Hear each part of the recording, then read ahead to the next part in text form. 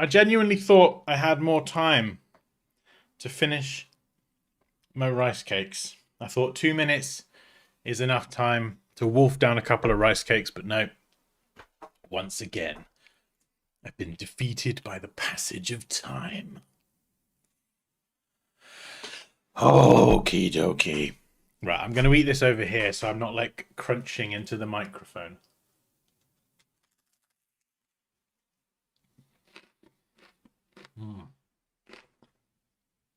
Oh, so good. I gotta try not to get it on the floor. The Poppy will tell me off when she comes back.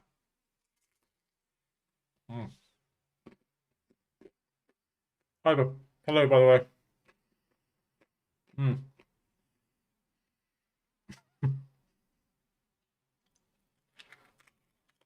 Right, okay.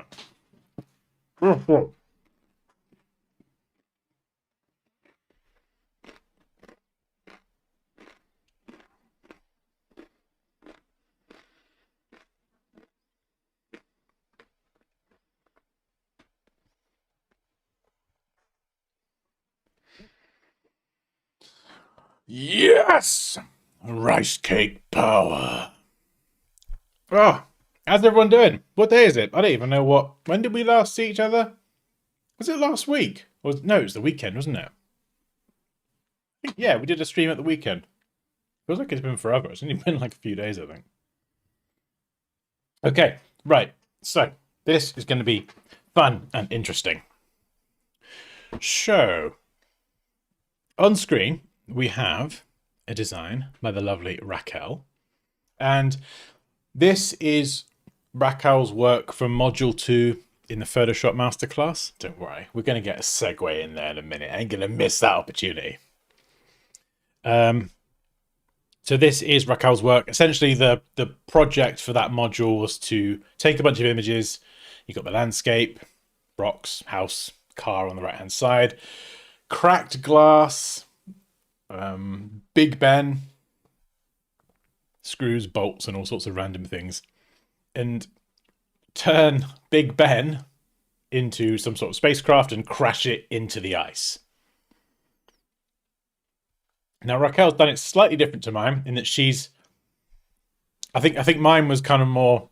Big Ben had been sat there for a while, just smoking post crash. Raquel's is Big Ben is going head first into the ice. Kaboom! Massive explosion. Well, not explosion, but explosion of water and ice.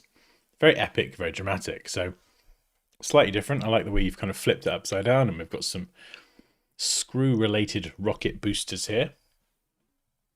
And this was Raquel's progress on this module. And I said yesterday, like, should we just open this up and I'll kind of go through it and maybe tweak a few things, move a few things around. And the reason I really wanted to do this is because this is probably the most important part of the process. It's like where you've assembled all the pieces. At least this is how I work. You like assemble all the pieces, and anytime now, Dan will talk. Oh, is the audio's working? Don't say that, Carrie. You make me paranoid. we have too many technical issues on the channel. Hey, Danny. God, I've not seen you for a while. How you doing? And Alex. Oh, hello.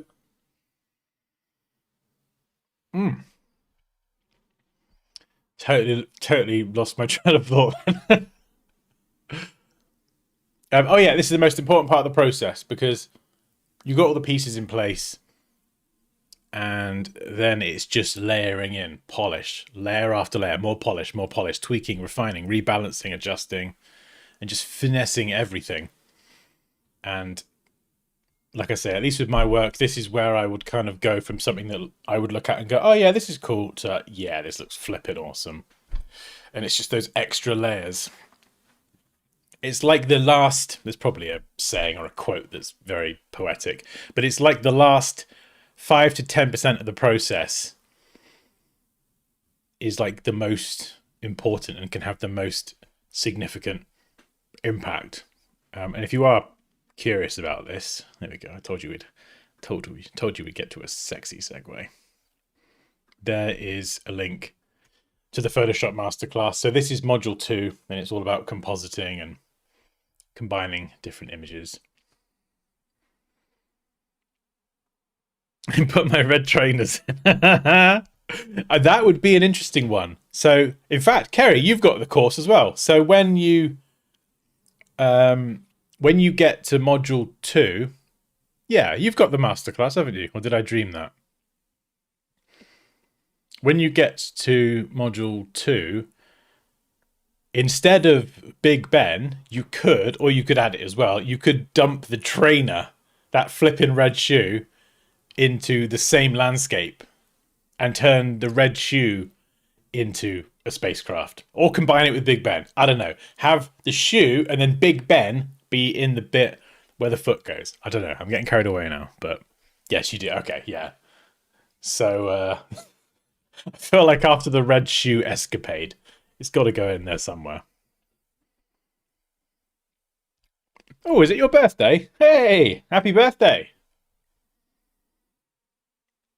Oh, nice. What are you doing? You doing anything nice for your birthday?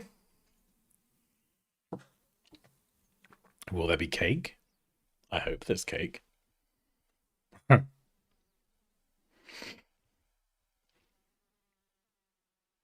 Yeah, you could have the shoe in there with the laces, and you could even have like the shoe and the laces could form a bridge between the two mountains, and then you could have the shoe and the laces covered in ice. Just stop me! I'm going to get carried away. Anyway, first of all, what I've got to do is I've got to make sense of this file because obviously everyone works differently. We've got some color coordination here, so I'm just going to quickly folder everything up so I can understand what I'm doing. House, car, we've got some adjustment layers. Yeah, and hopefully this is helpful doing this in real time as well. Like it would be very easy for me to open the file up and have a play around and figure it all out, and like, you know, it would make me look like a wizard. But I feel like it's probably a better representation of how I would actually approach all of this and how I think when I'm doing this sort of stuff, to kind of see it happen live. Like I've not practiced this or anything. So I'm going to be scrutinizing the details for the first time. So if things go wrong, then, well, that's just what happens. You can watch me sweat and panic.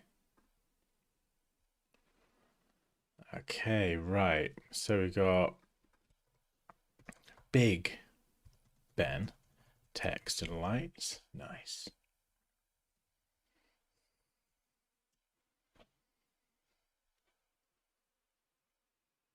This was an intriguing clip in the course trailer. I'm almost through module 1.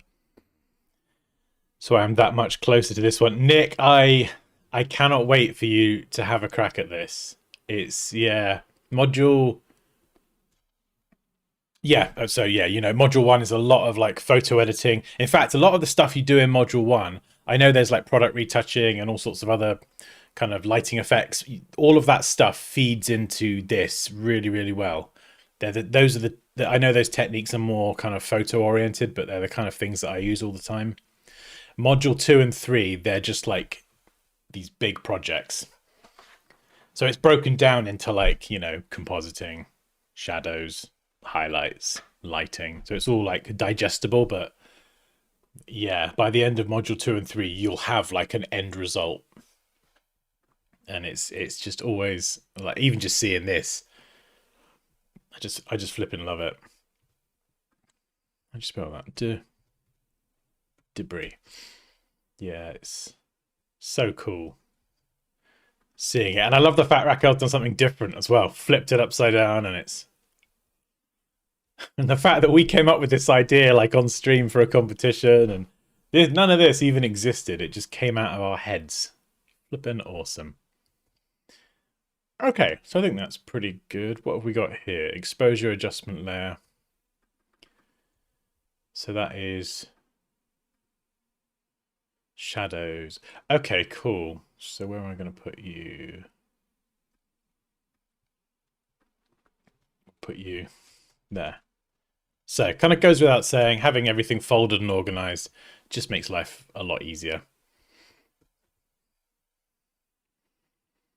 To be honest, Raquel, that wasn't too bad. I think you've used smart objects as well, so yeah, it does make it easier. I'm guessing you've done some work inside the smart objects, maybe. I don't know, but we've got a lot of splashes there. So when I get to this part of the process, what I would do typically is there's lots of things, like I would call them bells and whistles. So like any kind of effects, fog, lighting effects, snow and rain, snow which we could add, all the kind of things like that that are additional effects. They're normally at the top, especially lighting effects, and I turn them off. So one thing I used to do was I would kind of just work through everything, get it all in, and then slap a camera raw filter on it and try and use that to just get it looking how I wanted and get it over the finish line. And what that does is it puts like this over reliance on, like I would turn the camera raw off and I would be like, oof, oh, I don't like that. And then I turn it back on. Ah, oh, there we go. That looks better. So the quality of my design was just being propped up really by some camera raw settings. And so what I would typically do now is turn off all the effects, all the extras, the kind of icing on the cake, if you like. We're going to use a cake analogy because, well, it's Danny's birthday. Why not? So it's the icing on the birthday cake is all that stuff, but the birthday cake itself has got to taste good. And if the cake doesn't taste good, then, well, no one wants to eat a bad cake. Although I probably would because I have very low food standards. Like, seriously, I love eating at Wetherspoons. I don't know about you, Kerry, but I love a good Wetherspoons, you know? I don't need to go to like Cafe d'Avignon. I need to just, Wetherspoons is great. Cheap and cheerful. Lovely menu. Nice variety. Anyway, so we turn off the effects first. And we leave all the main bits on. The splashes, they're obviously quite extreme because the crash is happening in real time. So we're going to turn those off. We've got the lake smoke. Yeah, we'll turn you off as well. So all the kind of little extras, and we're just stripping it back just to look at the main components and just double check like exposure and all the compositing stuff is really tight. So we've got lots of black specks here, which is the debris. So we're just stripping it all back, and then we can kind of refine this part a little bit more and then turn some of the extras back on and then add a few more as well. E equals MC squared. I'm all into physics, Are you actually? I didn't mind physics at school. I found it interesting. I hated chemistry. Electrons, neurons, literally fried my brain. I couldn't tell you anything about chemistry except I know that... Is it potassium or calcium? One of them or both of them together creates a reaction that bubbles over a beaker, and apparently an electron is a thing. That's the takeaway from my chemistry lessons. Oh yeah, and periodic tables. That's got elements on it. And gold is Ag. Nick says, oh yeah, I'm enjoying module 1, taking some of those techniques and from first class and applying to my own ideas as I've shown you.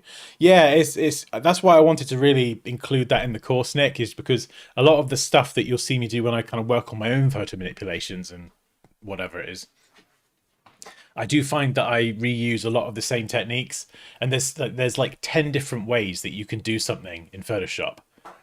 And I used to do a lot of stuff, especially compositing, totally the wrong way. And over, I'd say probably the last 5 years, I've really kind of dialed it down, and I've got like my favorite techniques that consistently yield better results as well. So that's what I wanted to like include in there, is like, these are the techniques that I use. You can ignore some of the other ones because they're just, it's just a less efficient way of getting the job done. Nick, have you done the red shoe yet? Yeah, I mean, when was this, Paul? Like a year ago or something? I can't even remember. I've still got all the entries saved. Oh, maybe we could go back through them at some point. No camera raw yet. So, all right, I need some music because I got to get on with this. I got some serious work to do. So when doing this sort of stuff, I feel like with Photoshop and photo manipulation, you can kind of go like the very sort of surreal collagey route where you just throw lots of different things in and then you use blending modes and you blend them together and it's kind of almost becomes like a bit of a collage of art. Very abstract, you know. Whereas something like this and a lot of what I normally do is much more, I guess you could say, realism. Even though we're crashing Big Ben into the, mountainside, it's not realistic. But the actual thing is we're creating like a real thing. Imagine if this was like a movie, right? You know, you'd have your special effects teams make it look as realistic as possible. And that's the same thing that we want with something like this. So to that end, I'm then going through it now and I'm going, okay, well, this is a real spaceship made out of a clock tower in London. We're crashing it into the ice in a mountainside, probably Iceland. And like, what bits don't look realistic? So if I was to kind of special effects this for a movie in the cinema or whatever, what bits aren't looking realistic? We're looking at angles of these, we'll call them thrusters. They're actually giant screws, but are the angles matching? What about the lighting? Compositing between this and the background. The house and the car. We've got the soft shadow there, but what about any hard shadows? Where is the light source? This thing here cuts off quite hard, so we need to bring a bit more of a bush or vines attached to the house back. Penguins. Loving these. These are so cool. It's amazing, isn't it? Well, how did you find this lesson, Raquel? When you zoom in, it's really just. I think your penguins are way better than mine, actually. But you just got everything in the right place and the shading as well. But all of this is these are drawn, and you just have to brush in. But when you zoom back out, it just looks great. Yeah. And I'm not like much of a drawer, but sometimes I'll draw things like in this case penguins or jewelry. In module 3, there is the woman in the hallway, and I draw, I think it's a nose ring and 2 earrings. Easier to just draw that rather than, uh, you know, go online and try to find images of jewelry and whatever.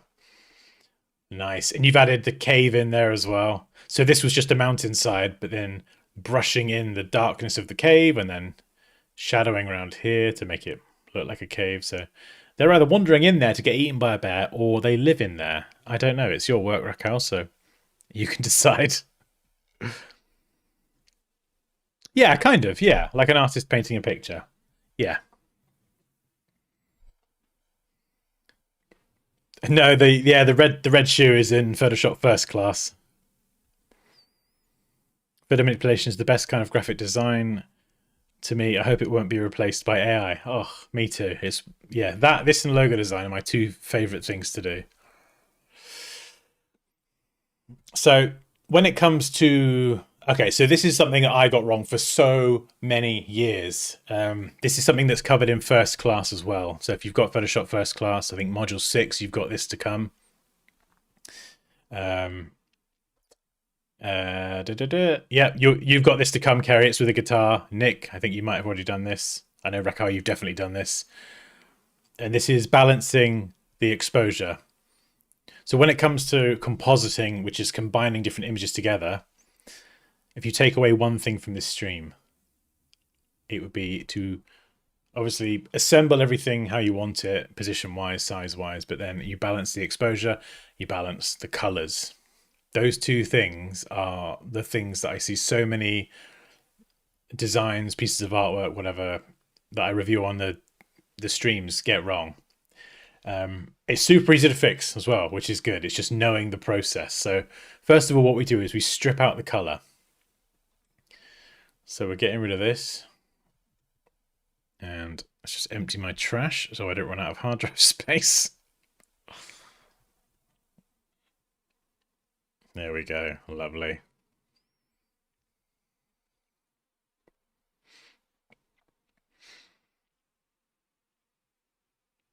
I realized it's not every single technique you featured has to be used. Each project is different, and like I'd use what you taught and see as I go. Some don't give the effect I want. Yeah, I think as well. There's some that you'll probably use more than others. There'll be some effects that will be very unique, very, very specific. Those are the sorts of things that I would say go and look up a tutorial on YouTube, or actually just ask me if you like. Just ask me and I'll look something up. But they're like the very specific things where it's like you follow these exact steps to get this outcome. The good thing is once you've got experience with the software, you can follow all of those tutorials a lot easier. It just makes following them easier the more you know stuff. So we've stripped out the color now. We're just going to look at the exposure. When it comes to balancing the exposure, we're looking at the different images and we're looking at the shadows, the midtones and the highlights. So the darkest parts down here, the midtones, like the medium grays, and then we've got the highlights, which are the whites and the sky and all this kind of stuff. And if these are balanced incorrectly, things are just going to look off. So just looking at this, I feel like you might be able to see this as well. In the mountainside here, we've got lots of shadows, quite a lot of midtones, and then speckled in a few highlights. Same with the, well, this is meant to be ice. It's actually cracked glass, but we'll call it ice. Lots of dark, some midtones, not as many highlights. But then down here, do you see what I mean? Some of the differences. This would typically be a bit brighter, and then this is very bright. So there's kind of like a bit of a mismatch between these elements. The same as the clock tower itself. There's a lot of medium grey. We've got some dark areas, but like here in particular, we've got like a lot of mid-greys, mid-tones, and I feel like we need to just darken the dark areas and lighten the lighter areas.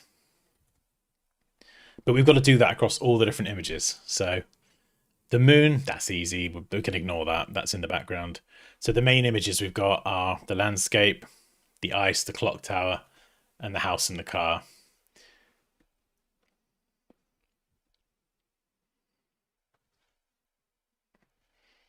Yeah, so I think the house and the car, pretty good. Sometimes it is just a case of just adding a little bit more contrast. So let's just go and add some for fun, for funsies. Make sure you add a clipping mask. And we're just gonna darken the shadows and maybe push the highlights a little bit. You see that change? Really, really subtle. And if we turn this off, have a look at how it looks.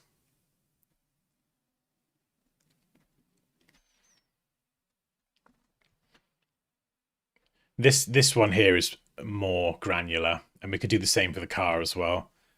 I think what stands out to me and what has to be like really tight is the clock tower spaceship thing, because it is like a focal point in the design. Hey, Moosh.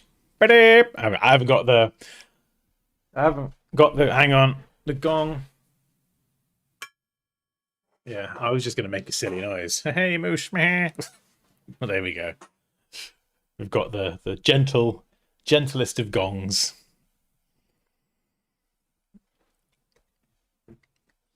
So let's find, where are we? Big Ben. I'll add this outside actually, so it might make it easier to kind of work with my layers. So we can do this with, you can do it with levels, but in the course I demonstrate these two. Curves is the most advanced one, and exposure is just 2-3 sliders, which is the easiest to use. Levels is kind of like a gimped version of curves, but it's good for beginners, but then I would just go with exposure. But we're going to use curves for now. And what we're going to do is we can just add a little bit of an S and try and introduce a bit more contrast.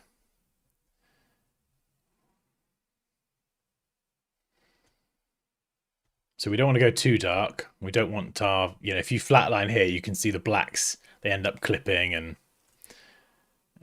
we're just going way too dark. And this is before we get to any shadows and highlights and lighting effects. Obviously we've got like the bright background and the bright moon and whatever. So you could add some sort of silhouetted effect to Big Ben. All those shadows and highlights and things, we're not adding that. We're just like, this is the base step of balancing everything. Just so we're setting up like a level playing field. And then once we've done that, then we can go and do all the crazy shadows. Let's go a bit more extreme.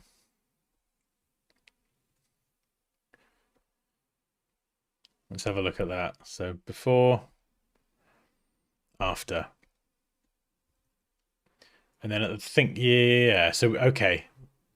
So we've got a color lookup here, which is cool.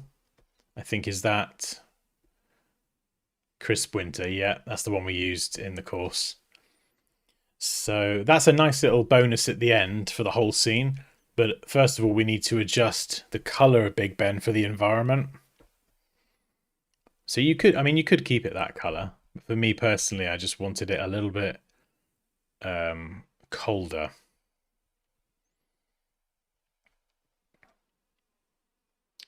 There's so many different ways you could do this. The easiest way is to desaturate and just bring some of the color out. And we could then go and add color balance, clip that as well, and then play around with the cyan. So we're adjusting the color of the midtones. And remember, there's a lot of midtones in this clock tower, a lot of gray. So we could go very extreme with this. You see the difference there? You see how subtle these changes are, but when you turn everything off, it does make a difference. And then we can always turn the black and white layer on and just check our exposure and everything is still balanced. And all of these are adjustment layers anyway. So, even when I'm working on this now, I'm not going to nail it first time, but I can go back and forward and jump around and just rebalance things. There's a lot of glow around here, so I've got to try and figure out where that is. Lake. Okay, that's cool. So this is masking. So we've got a slightly too feathered brush. Hang on, that was awful English. What the hell? Try that again. So the brush I'm using is a little bit too feathered. You see it gives it like a soft edge. Whereas if we're going for that realism aspect, we want to crank the hardness up. So you're probably 80 to 90%. Maybe even higher, actually. It depends on the brush size you're using as well.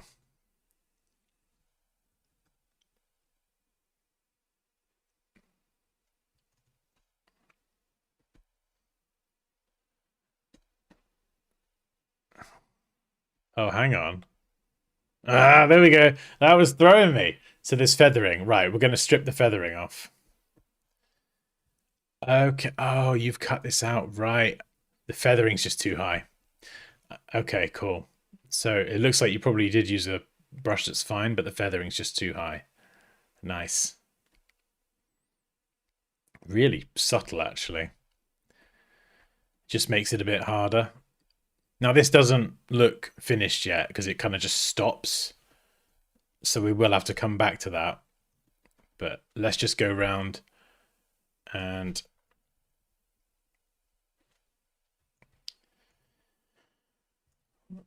there we go. And the great thing about this as well, when you're doing something like landscape, you don't need to have a steady hand. You almost don't want a steady hand because this is like the edge of rock and whatever, the landscape. So you want it to be rough and imperfect and jaggedy. So, right. The lake is on top of Big Ben. Interesting. So I wonder if I can swap that order around.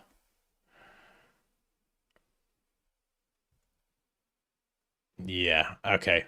I think that's okay. I'll swap it round and then remask Big Ben. So the lake is underneath. And then just round here. Just softening this. We don't need to spend ages doing this.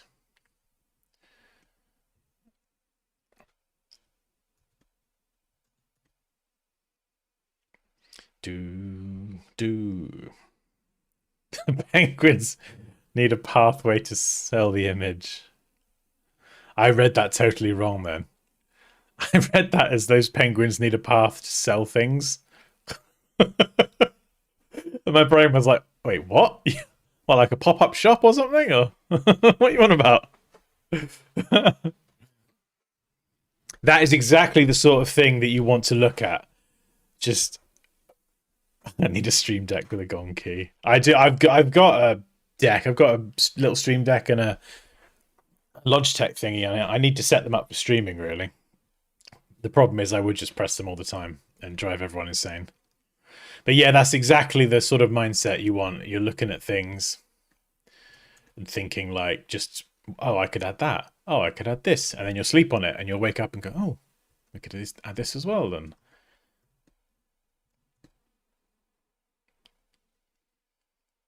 Even when I might spend, well, we've done some long streams before, but hours doing a stream. And I'll never declare something finished until I've at least slept on it. Because I'll wake up the next day and go, oh yeah, it needs that, and this. Do. Let's put some Woodkid on. Bit of Death Stranding.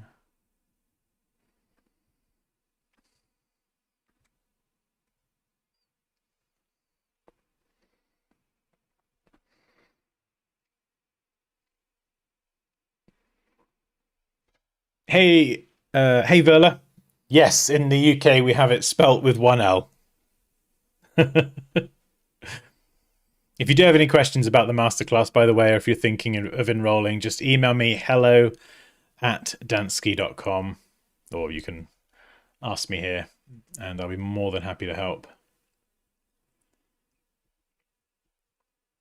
Right, so Big Ben, we're gonna mask you. I would love to get a big chunk of this done on the stream, just so we've got a good, so you can sort of see the before and the after.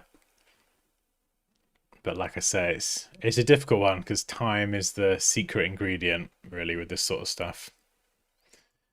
But we'll see what we can do. We will do our best.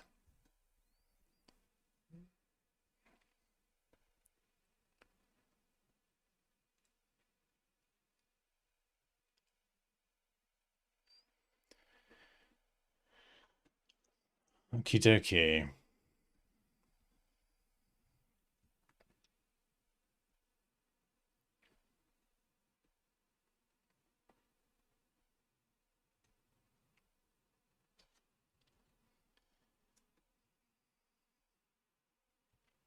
Right, let's have a look at, is Big Ben a smart object? Ooh, reactor 2.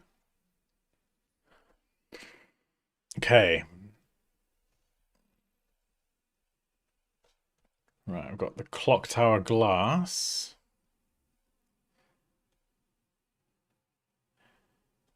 This is something I do as well. I'll go back through and I sometimes can stack a lot of adjustment layers, and then I will go and turn off a bunch and be like, oh, actually, I didn't need those after all. Or like this one, for example, I might go in and just brighten it up a little bit. Always be careful dropping this one because it can, I do this, I still do this now.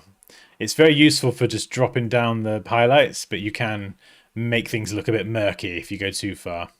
So this sort of bend like this can be quite useful with curves for just darkening things. And every change I'm making here, I'm just constantly checking that exposure.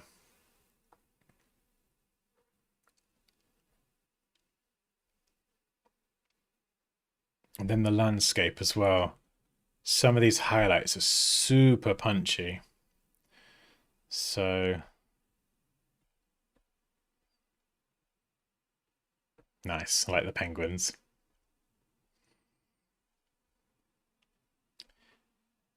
Okay, so we've got cliffs and cliffs there, right.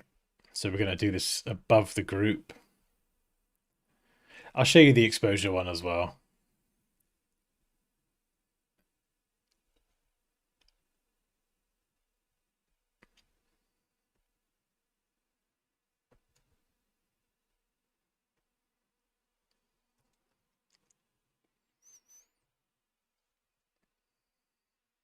When doing shading like this, you want that hardness at 0.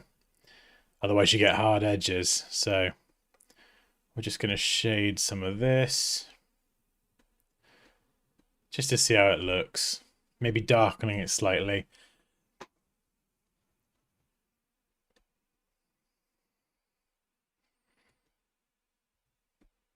Yeah, we'll just run this over pretty much most things, but more just the highlights. You see there? Especially in this corner down here. Just a little bit too punchy. Am I just dropping it down a tiny bit?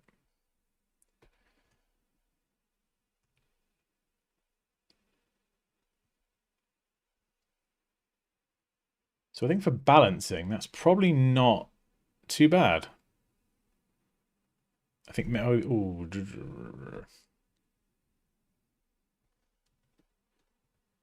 no, I was going to say the cracks, but they're fine. But we will add shadows to them. So we're not doing shadows at the minute. I think, oh, maybe just the lake. Just bringing that up a little bit, you know, because we've got see the cracks here? We've got the same image, actually. They're very, very light. And here, they're very dark. And I'm going to guess that that's the same thing. It's the right side of the curves adjustment there. Yeah, you see it's just come a little bit low. So we're just going to bring that up. I do that all the time. Oh no, that sounds like children. The herd's back. Reese! Hello, my friend. How are you? Hello. Hey, you're welcome, Verla. Hello. Hi. Streaming.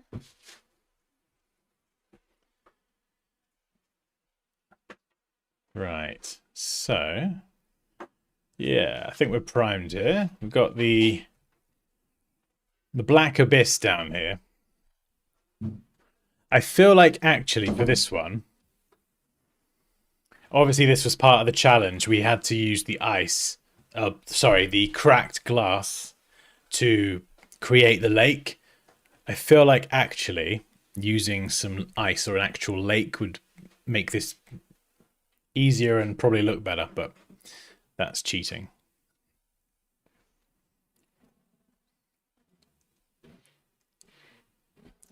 So, right.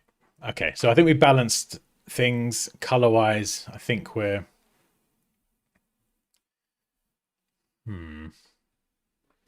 Color-wise, I think we just need to drop some of the saturation from the lake.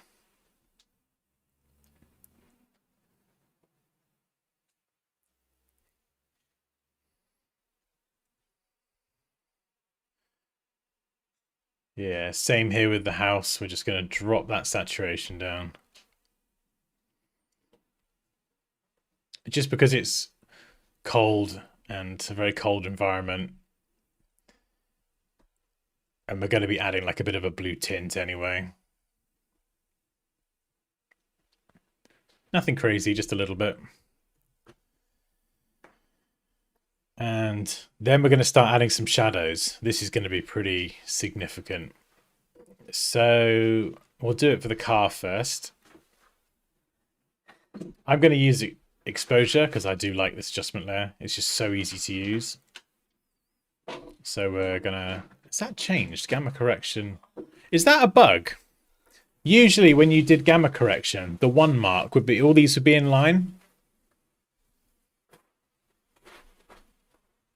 Is that a bug or have Adobe changed something? Because that definitely isn't the case normally. Because normally all 3 of those are in line. So the gamma correction does always start at 1, but that cursor should be there. The gamma's not centered. Yeah. No, they wouldn't change that. That's got to be a bug or something. Surely they wouldn't change that. There would be no logical reason why that would be like that. If that was intentional, Yeah, look, it's broken. The slider's broken. You can't go to the right. Okay. So just imagine they're all in a straight line. Oh, 2 steps forward and 1 step back, eh? So to darken it, we're just going to push these top 2 sliders in the opposite direction. Ignore the middle one. And then we can invert this. Again, grab that lovely soft brush. Maybe I just need a restart, Raquel. So weird.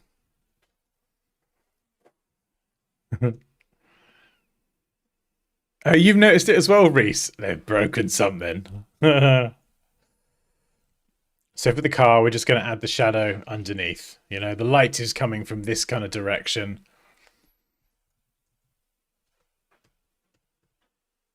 And we're going to do this with a very low flow value. So you don't want to go high at all. 5 to 10% is more than enough. And we can just gradually build this up.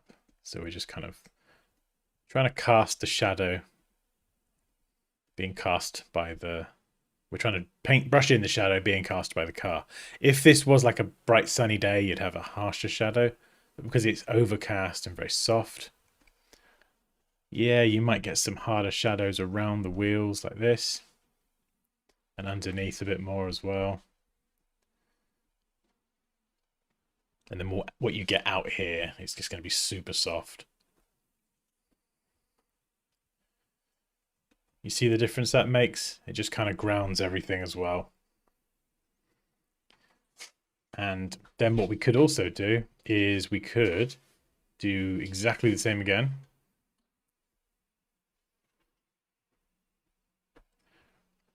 Invert it. Again, light coming from the left. So some of this part here, it's just going to be a bit darker. It's just not catching that light in the same way.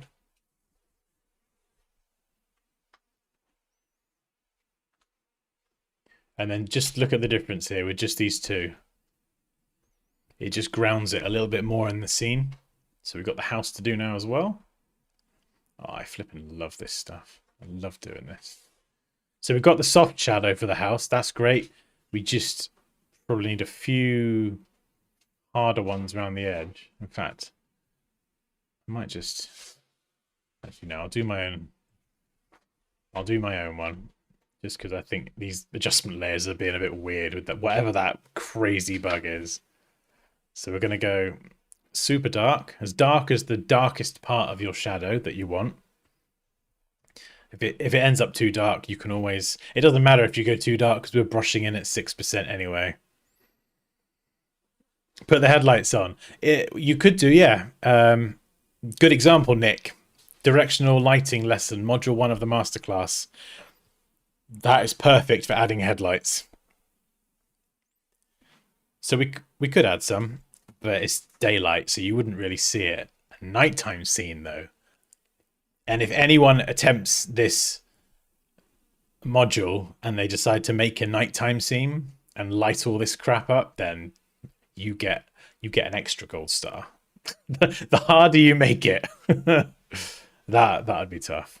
That would be tough.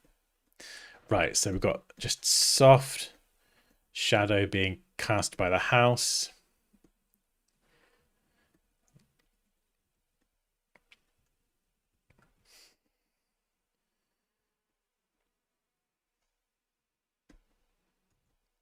And we don't want to go too hard with this, because if you do this, you can see, you can get these like black spots and you can make things look a bit murky.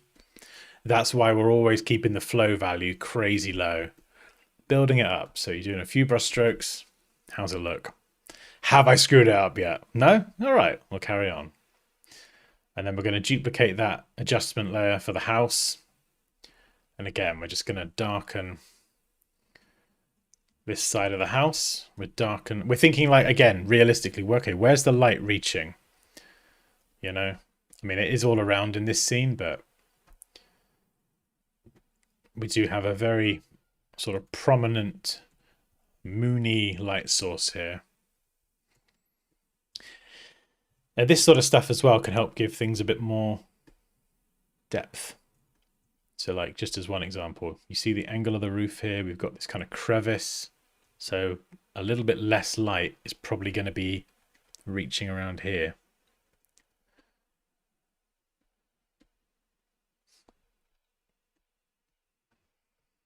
It doesn't, oh, actually no, it doesn't look like a lot of work, but when you turn it off and on, you sort of have like flat, things can look a bit flat sometimes because you're taking this house out of another scene and then dropping it into your scene, and then you need to add the shadows and the highlights and things to give it the same depth in the new scene. Does that make sense? Yeah, so look at, yeah, so if we just turn all this off, here's the before for the car and the house, and there's the after. We've still got to bring the bush back in. Is it in here? Yes. Oh, you've got rid of the roses. Oh no. So how are we going to do this? Let's bring our flow back up. Let's see if we can use crazy Photoshop selectionings to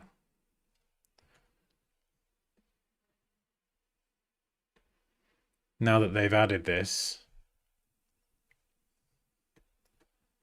Let's give it a go. Let's see what it does.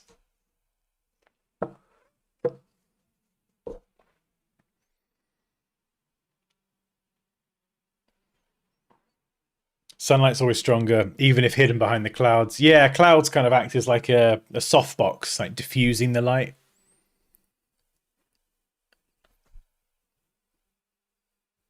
Oh, okay. It's not done as good a job as I hoped, but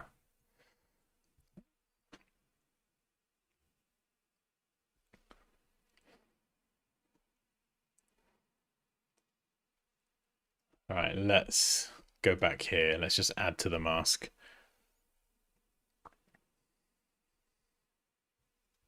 The thing with this is it's a very small detail, so it doesn't matter. We don't need to be too precise.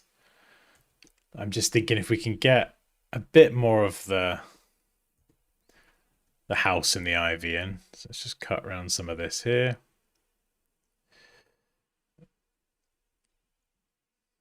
And then the roof.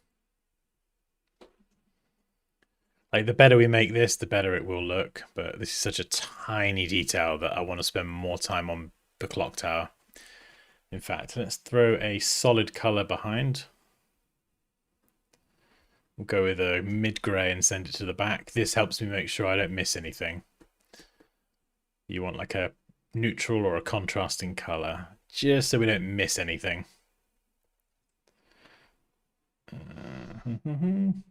By the way, if anyone is interested in checking out the masterclass, there is a link. It's in the stream description as well, or it should be, unless I've screwed it up, which is highly probable. So yeah, again, we're just freehanding this. Nice little bit of cutty McCouty. Or if you want, you could get some like ivy brushes from like something like Envato Elements. and just stamp in a bit of ivy on the end, and it will just give it that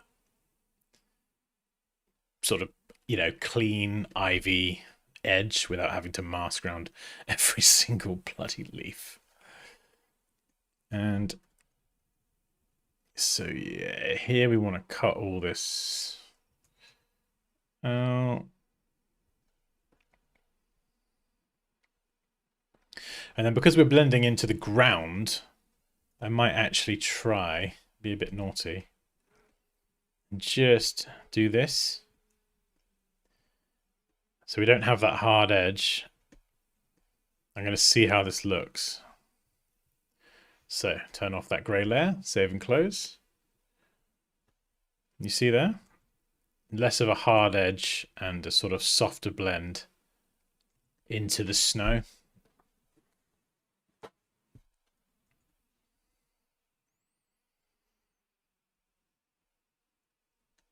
And I think this bit here just needs, annoyingly, we have to add another one just to desaturate that part on the left. It's just a little bit too vibrant. So there we go. Quite a dangerous place to live. Hmm? It's quite a dangerous place to live. Well, that's very dangerous. Yeah, I mean, they should count themselves lucky. Goodness me. You had Big Ben crash into you. Yeah, shadows and lighting is hard. It's not easy at all.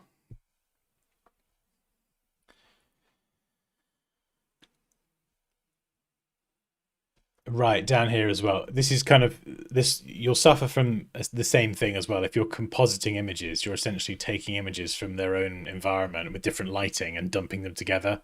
So they can often look flat. So here the edge obviously doesn't look natural. So we need to add some shadows to kind of introduce a bit of depth. So what have we got? Cliffs. So we're going to add again. We'll just do this with exposure because it's nice and quick and easy. Nice and dark. Invert it. Brush tool. Soft brush with a, let's go for 5% flow. Or maybe 10.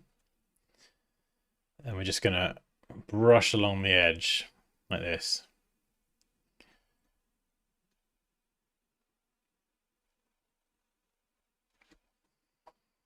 We're just going around the edge.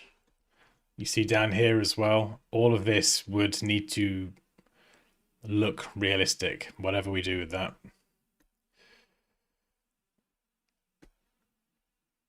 Just going around. So then if I turn it off and on, you see there, just looks flat. Gives it just a bit of a, almost like a beveled effect, like a bit of roundedness. And then we're going to add some more shadows. Again, I'll show you this with curves so you can see the difference. So we could just pull this down, sort of darkening the midtones. Invert it. And then now we're just going to brush in where the light isn't reaching. So obviously the light is coming from Monsieur Lamune. So it's just not going to be catching down here. These parts of the cliffs, darker, darker, darker, darker over here. Yeah, it's not going to catch here. So it would be going all over here, catching that light. Still would be catching there.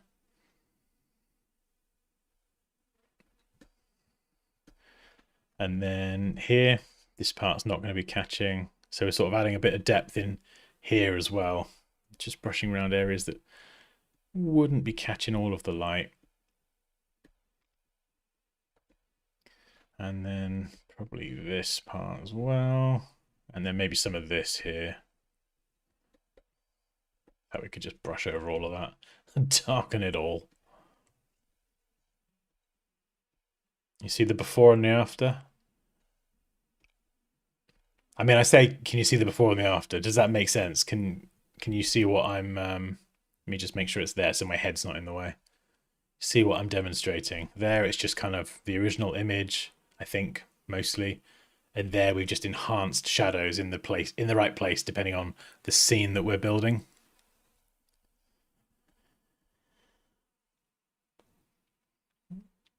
So up here is, oh, you took your cliff very high, didn't you, Raquel? And it's me. So we're going to go and do the same up here.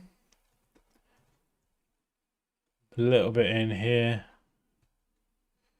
I mean, we could crank the flow up. I'm being a little bit too delicate.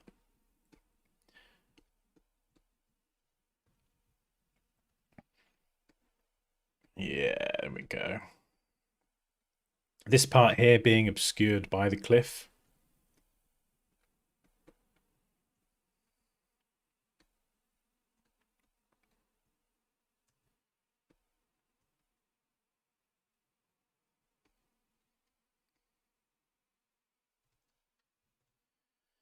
The depth touch, yeah. I mean, if you watch any of Benny's videos from the YouTube channel Benny Productions, he's insanely good at this, and like he's done it before on what's he done it on? Like I think it was like a snake or something. I can't remember. And leaves. He did some crazy plant monster thing. And the difference, he's like, it does take a long time, and he said as much. You know, if you have like lots and lots of leaves, you have to go and think about, okay, that leaf is above that one, so it's casting a shadow onto that one, which is then casting a shadow onto the other one. So you have to think about all the objects you've just thrown together into your scene and how each of them interact with each other. Is this going to cast a shadow? Where's light hitting? So you really have to think about this in like a logical three-dimensional sense. But yeah, the shadows are the one that, you know, second to compositing. When you do this, you see the before there? That's before. And that's everything we've just added. And it does give it just a sense of depth. That was a very delicate sneeze. That was the sneeze of a princess, that was. I always sneeze.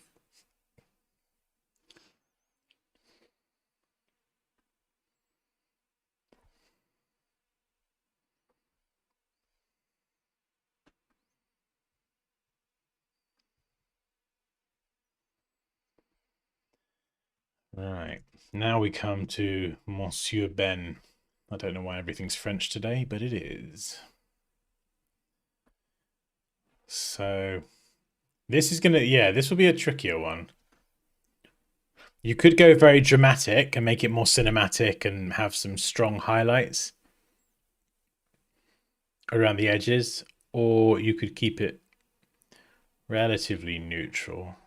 And obviously we don't want to screw up the exposure balancing that we've already done. So I always keep the black and white layer at the top just to check as I'm working.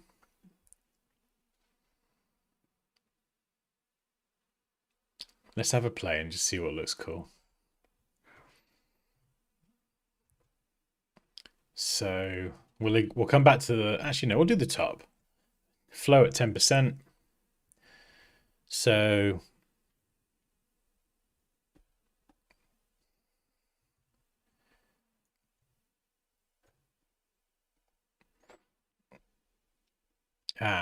let's just try something.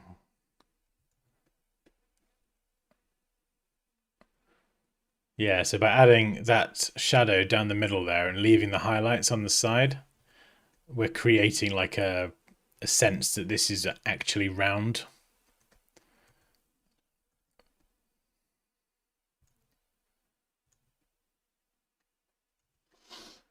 That's why I just bumped the flow up then.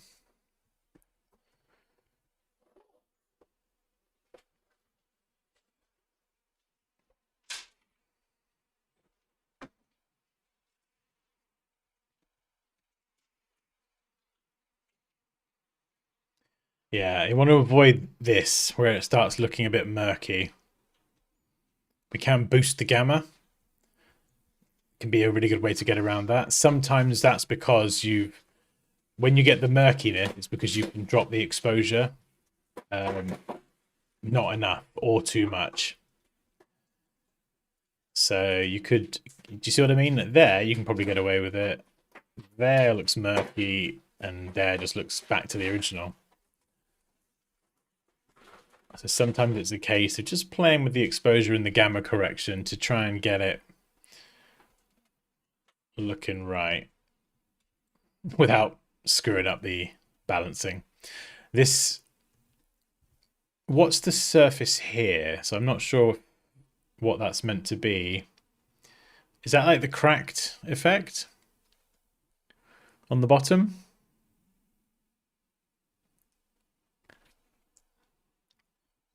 I'd probably try and go with, what's this? It's like a panel.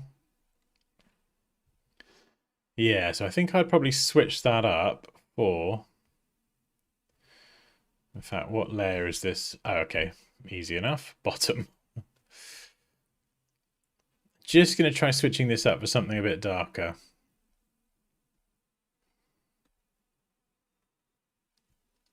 Let's just drag it into place. Make sure it covers the whole thing.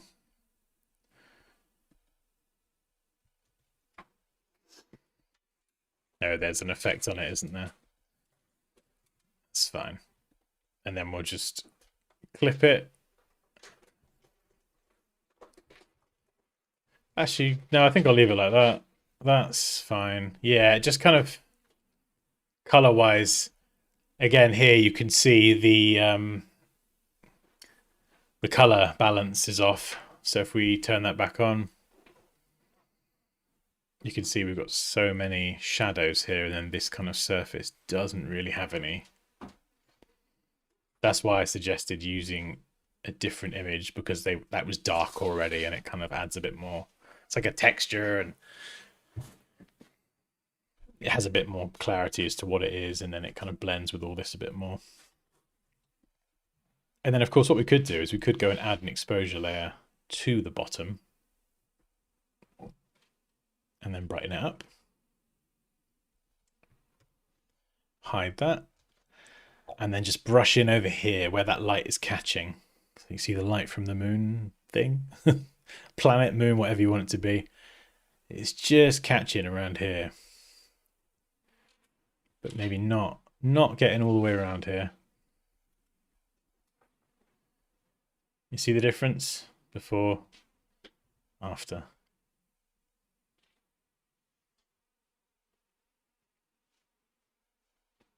Reactor. I love it. Now, one problem here. I don't know how you're going to get around this. I'm going to try something, but it might not work. The back two are fine. But I think perspective-wise, the angle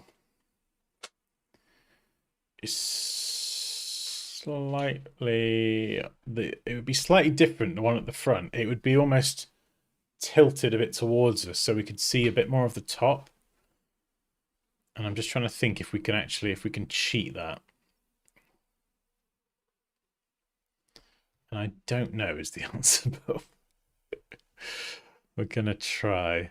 So this is why I think it's more fun. I could have practiced this and prepped it beforehand and just tried to look like a boss, but it's much more fun not knowing what the hell I'm going to do, I think. And you can watch me suffer in real time.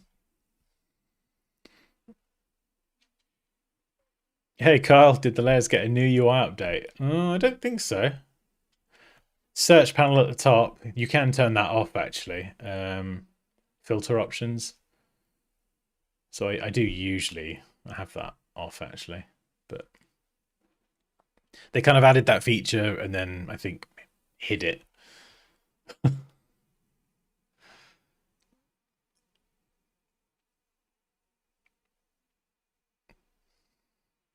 I mean, it can be useful in very specific situations, but I wasn't waking up in the morning thinking, do you know what? I wish Photoshop had a search layers filter.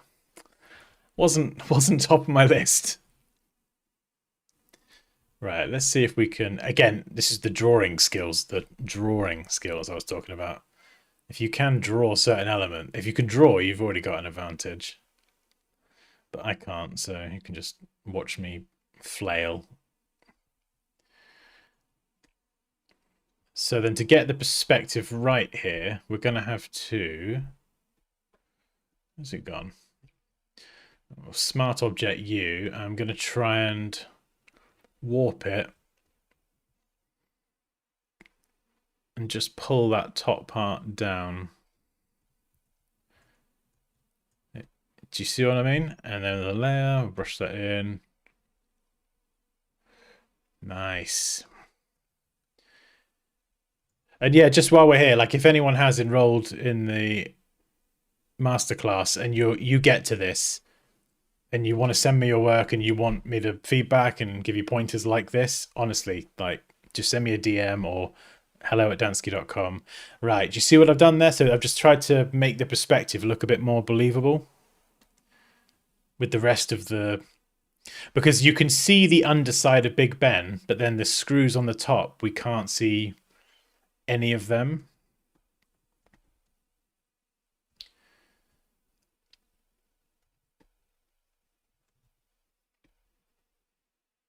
Let's put this on top and we can then really sculpt this to match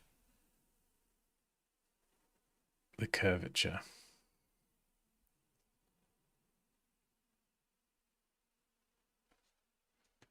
So we're just using brush tool and eraser tool to like just add in a base color. I think my base color's wrong actually. It's a bit too blue. So let's sample, like you want the most medium non-highlight or shadow base color from the screw. So maybe something like this. Let's just brush it in. Yeah, right. So there's our base color. And then you can use highlights and shadows, but let's do a different technique just for fun. We'll use colors. So we're going to sample a white or a highlight off an existing thing. So something like that. Nice low flow again. We're going to go for 5. And we need to try and add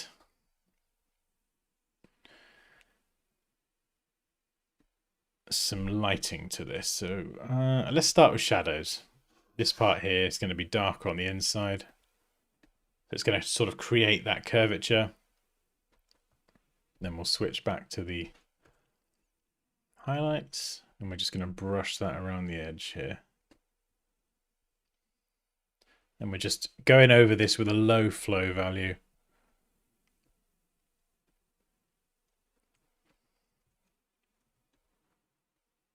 It looks a little bit too orb-like at the minute. So what I'm going to do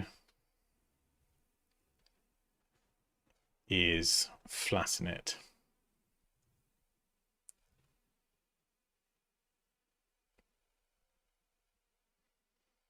There we go.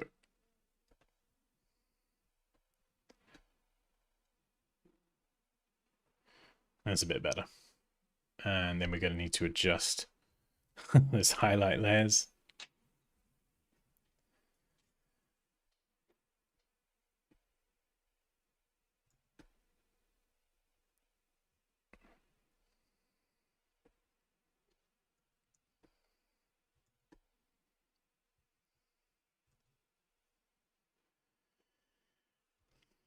And then again here, this just like the edge of the cliff just looks a little bit like cut off because it is. So we're going to add some shadows to it.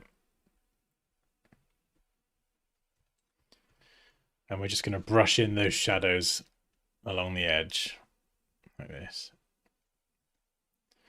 And it's just going to make the whole edge feel a bit more rounded and a bit more beveled.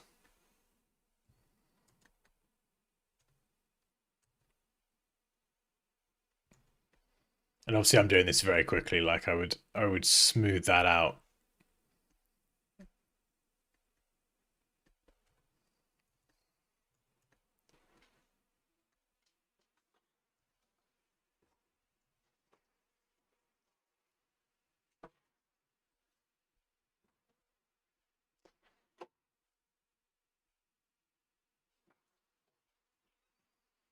It does get very confusing with lots of layers.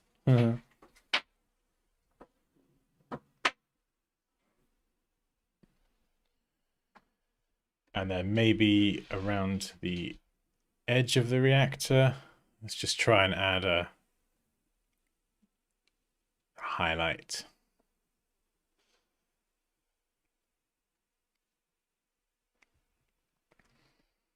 And then we can blending mode that with Overlay. Yeah, I think that's just the icing on the cake, that bit there. Boosh.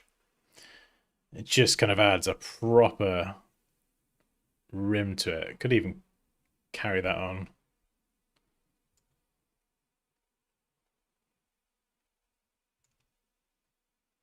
Nice.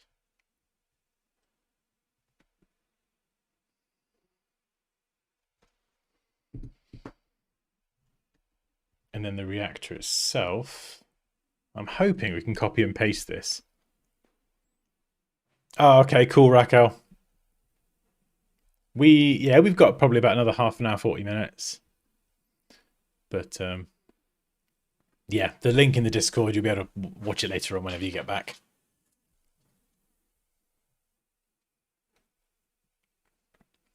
So yeah, I think a lot of these will be pretty similar. Let's get the main reactor first of all. We could obviously name these layers, but we're somewhat pressed for time, so we'll call this thruster. Now these are all the same, and they're probably going to work with the same, hopefully the same new angle. So if I make this into a smart object, I can duplicate it 4 times. And then if I change or go and refine that thruster part on the original, all of them get updated. So it's going to be much more time efficient.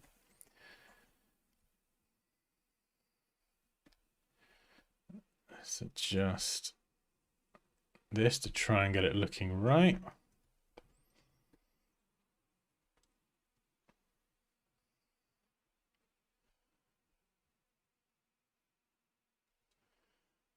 And we might have to move these around. And I think if I grab, I've got to get rid of the other reactors.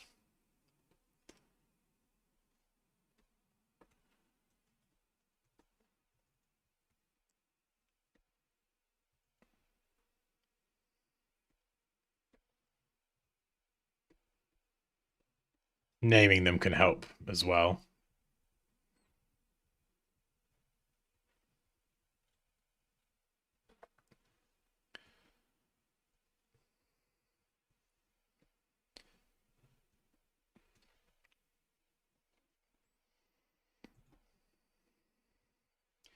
And they probably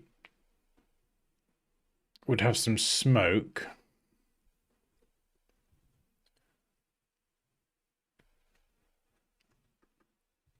Or rockets or something.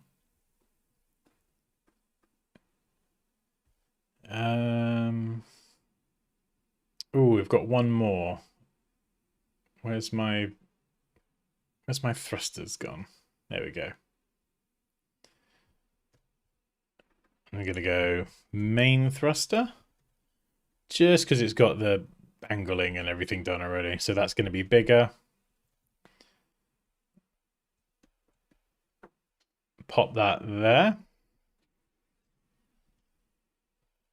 And it's got to go there. BB.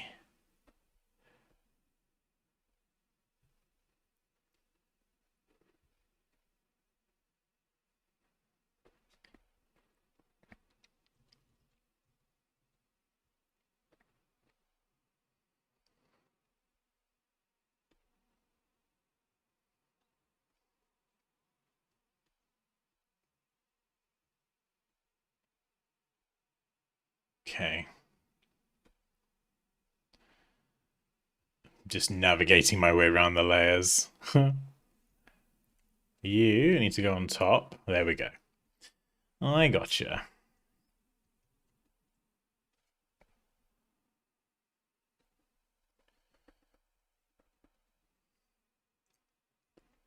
Then we could have that one. Just cut that right across there.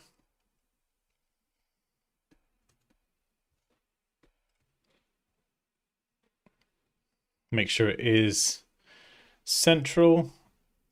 And then exposure adjustment layer. Clip it to the thruster. And then we're just going to just darken again. You see you got that hard edge. We're just going to darken all around there.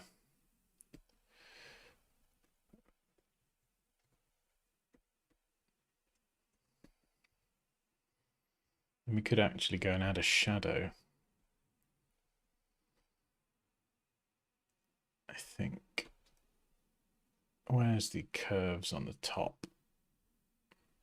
Is it this one?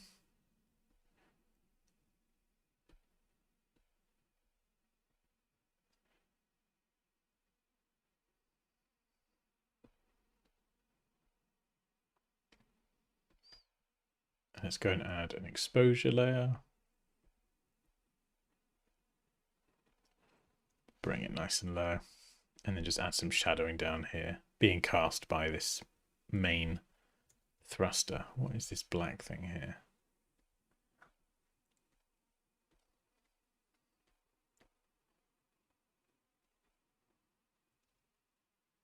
Has that got a...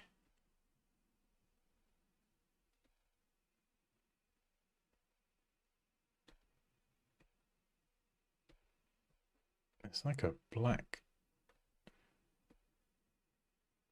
shadow. There's something hiding there. I can't figure out what it is.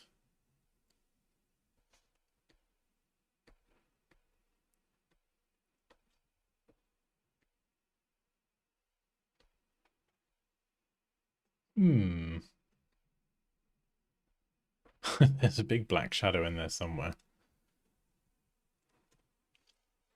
Okay, so we've got new perspective adjusted rocket boosters. You could adjust the perspective even more, and you could have these two front ones slightly deeper perspective, so tilted so you can see into them more, and then have the back ones as they are.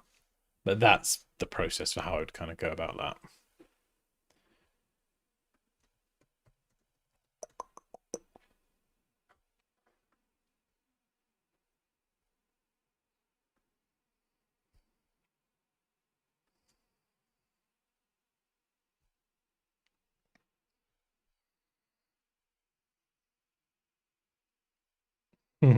Hey, Eli. No, the main version should have generative expand, I think. Yeah, I think so. I did a video on the channel. I'm pretty sure it's the main version. Hey, Betsalil. How you doing? Right. I think... Oh, I don't know if I can do this easily. I'm going to try it. So one thought that I did have for this one is... Because it's mid-crash, it's sticking out quite far. If it's literally about to crash into the ground and you're going for realism, you probably have to add like some degree of motion blur to get to really sell that look. And I don't know how that's going to look with the image. Do you know what I mean? Doing all this work and then heavily motion blurring everything. So what I was toying with was moving it down deeper, so more of it sticking in the crack and the crash site, as if it's crashed and it's been there for like a minute or two. I don't know. Okay, right, we'll start with the glass. We're just going to keep adding more shadows to things. And you might be able to see, Nick, this is what I was talking about earlier. It's just reusing a lot of the same techniques that are covered in the course. We're just reusing the same technique over and over. And I think a big part of the art of it is being able to look at it and think, okay, like, what logically makes sense, you know? What's going to cast a shadow on what? And, you know, you'll see some things and you'll miss others, and then you'll go back to it and be like, oh yeah, that doesn't make any sense. I've added a thing in there, but it's not casting a shadow. That's odd. Let's fix that. And it's just this constant backwards and forwards process. Yeah, I think that's a bit too heavy-handed there.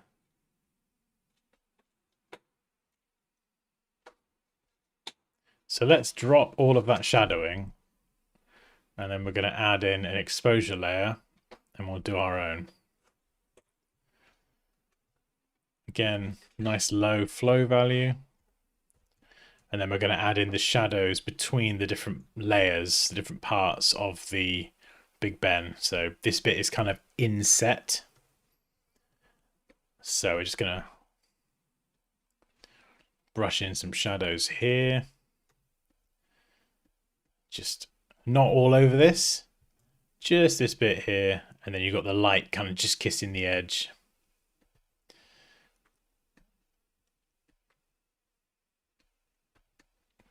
And then down here.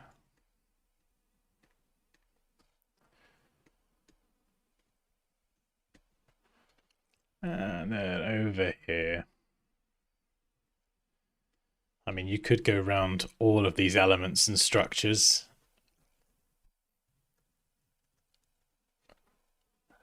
You know, and this would take a lot longer.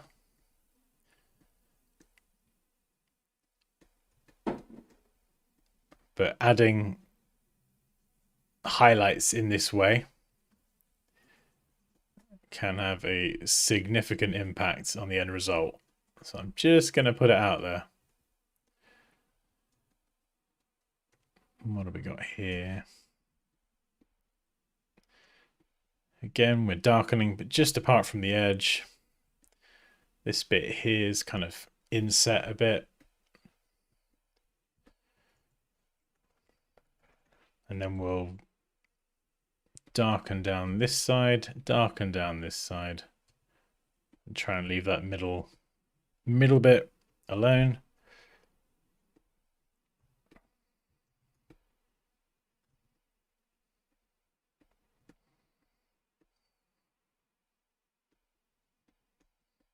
This bit down here would be very dark because it's kind of obscured by the ice and everything.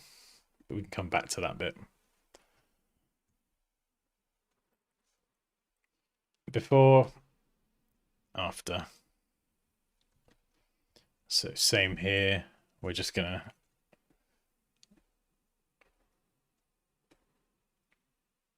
brush in here. And then maybe leave that strip. Just because it's raised and sticking out. So we're really thinking about this in a three-dimensional sense.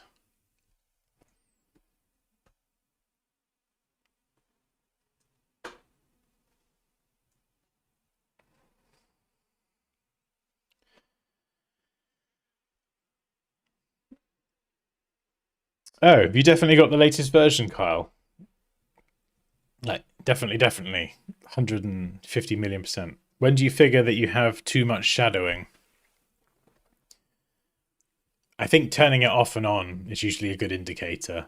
I mean, I do sometimes go too heavy with my shadows, and then you either have to refine it, change the adjustment layer, or just drop the opacity. Dropping the opacity is the quick and easy way of doing it. But just to remember that affects the whole layer. And we have I would always have the black and white layer at the top. Because if I make my shadows too heavy or my highlights too bright, and you turn this is like the exposure, we'll call it exposure balance checker. Leave that on through the whole process. We'll make it magenta because it's that important.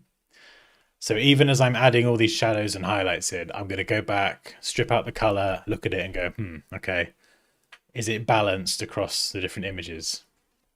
Even if some parts are going to be darker, you don't want your darkest parts of this image here to be like not matching the other part of the image.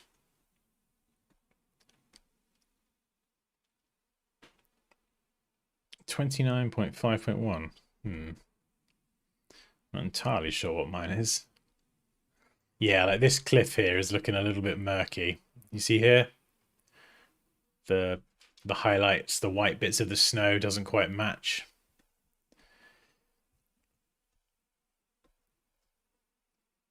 So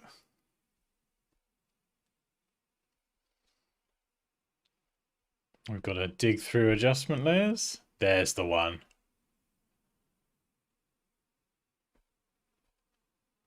Okay, so Raquel's got that adjustment layer in there. It's just, like I said earlier, it's just refining it. So I'm going to just go in and just maybe take some of it away from the cliff. So this part of the cliff here that is very much facing that light in the background, it's just going to be a bit lighter.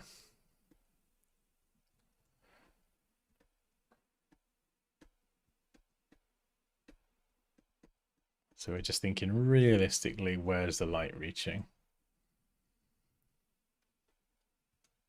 We'll just do a little bit of a blanket run there just to brighten that up. And then you could darken this area over here. Do I have a darker one? Where's my shadows layer? Yeah, this one, I think. Yeah. So then just brighten the areas that would be kind of catching the light and then darken the parts that wouldn't.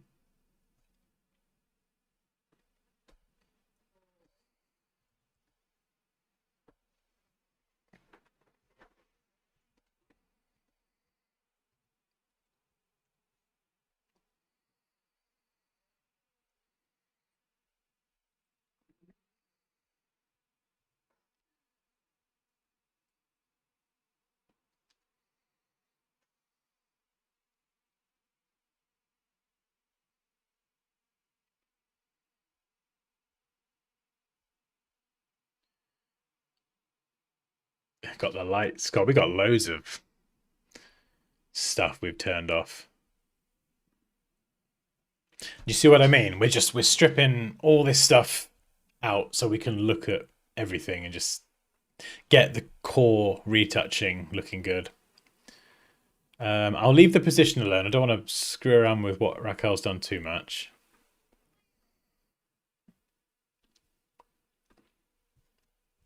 Let's add some smoke. If I've got my smoke brushes. Got like a trail.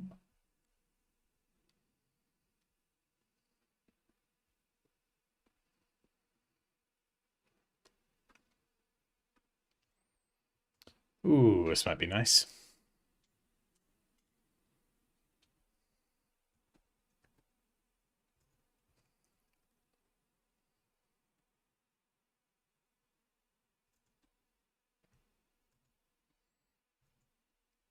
So smoke running in a straight line as it would if it was crashing at speed. Change the width to just get some variation.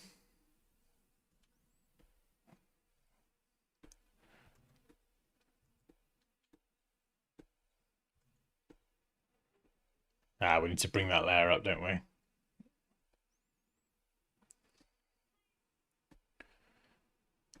Thicker smoke around the exhausts or the thrusters or whatever. And then just trailing out as you get further away. And this is probably a bit more of an artistic part of the process. Just brushing around each. You could put each one on its own layer if you want, but I'm feeling pretty confident. And then if it is a bit too much, just drop the opacity slightly. Or just add a layer mask and we'll run the same smoke brush just through it a little bit.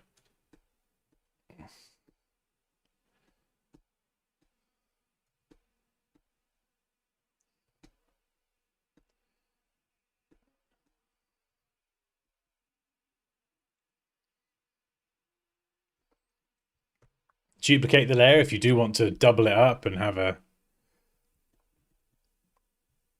very thick smoky part around here.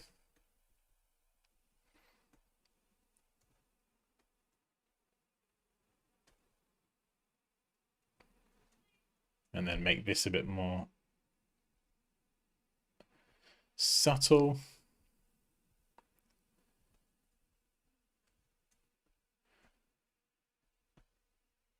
And then, of course, we totally forgot the main thruster. I feel like, I mean, yeah, you could even add fire into this. This needs its own kind of...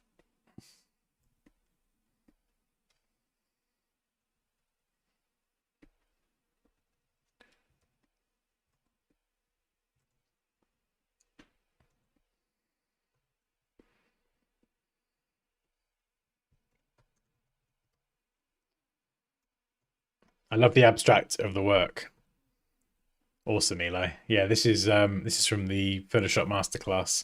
This is Raquel's version. I've got the, so I'll show you the finished. Do I have it?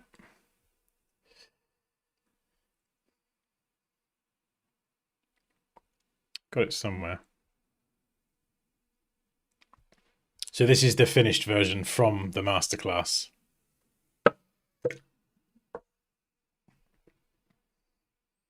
So we've got the text and the album name as well. Obviously, Raquel's flipped hers upside down. If we turn off camera raw and we turn off all the adjustments and we turn off the effects, I feel like this is a similar place to where we're at. Yeah. I think there's another image. Yeah, it's the water as well. Yeah, maybe this one's just a little bit more. Actually, no, this would be more ahead, a bit more refined. But this is kind of the goal, is to get to that. And then all the effects, the snow, the bells and whistles, the fog, the color grading, that's just like the finishing touches. Touches.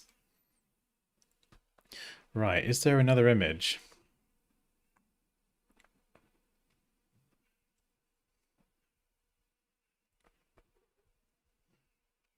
Yes.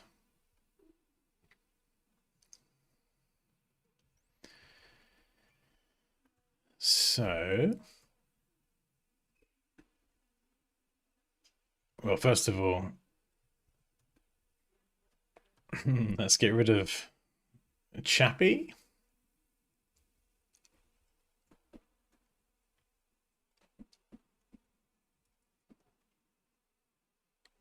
Yeah, so for what was it?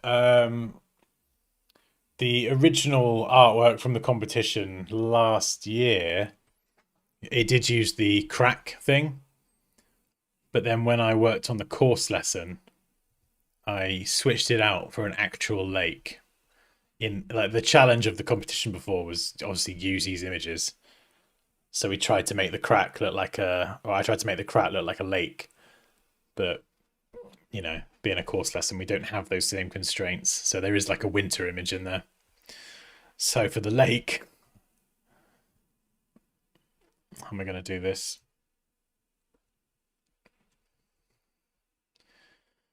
We can add this in.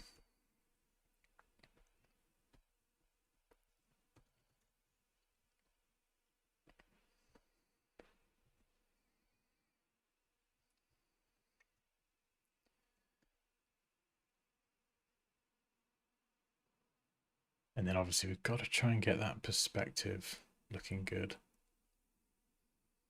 So let's size it up first.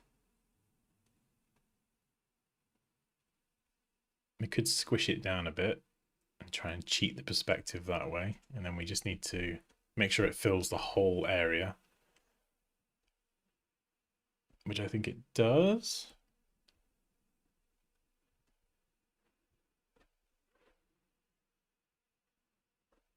And then we can mask it. And what did I do before? So did I blend this? I can't actually remember how I did that. I think there's a blend.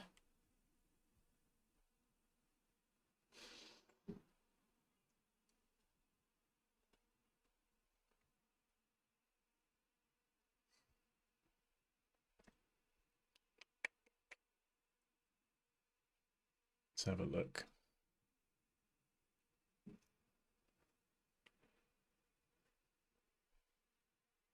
Yeah, so you can see the water and you can see the crack as well.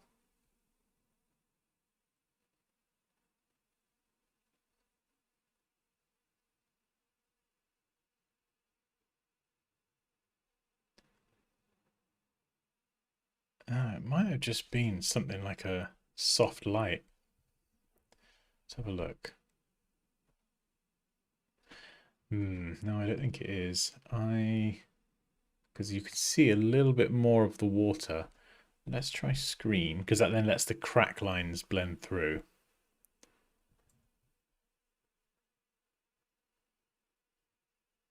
But then lets us also blend the water.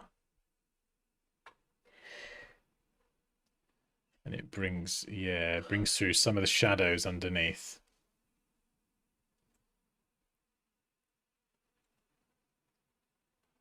Yeah, that's a pretty good one. Look at the difference that makes. So you're letting through the shadows. So you get the water texture.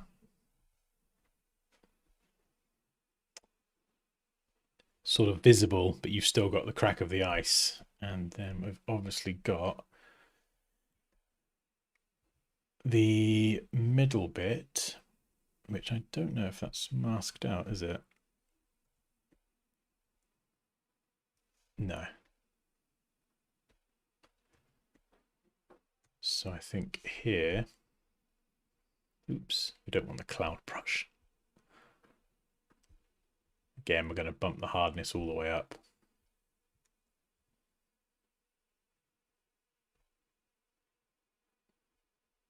Is it the beta? I can't remember.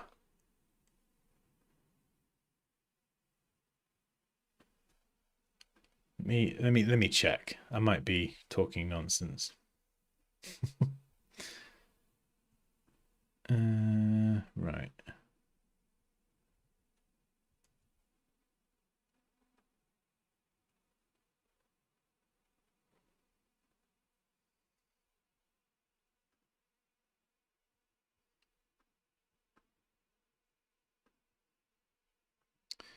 Generate vectors. Okay, let's just try and I'm just generating something in Illustrator.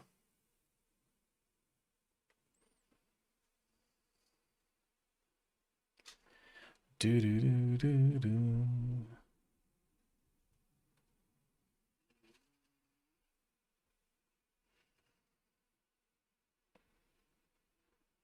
Oh yeah, you might be right. It might be the beta. Yeah, my bad. I could have sworn it was the main version. Unless I've gone bonkers.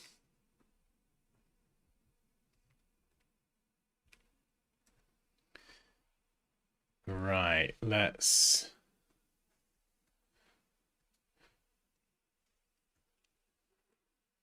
Yeah, so we've got to figure out how we do this. I would probably get a reference image for lake cracked ice. Hole.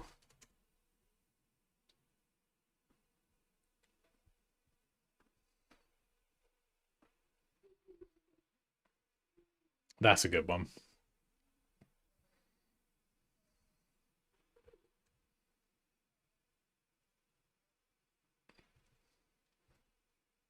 I mean, images may be subject to copyright.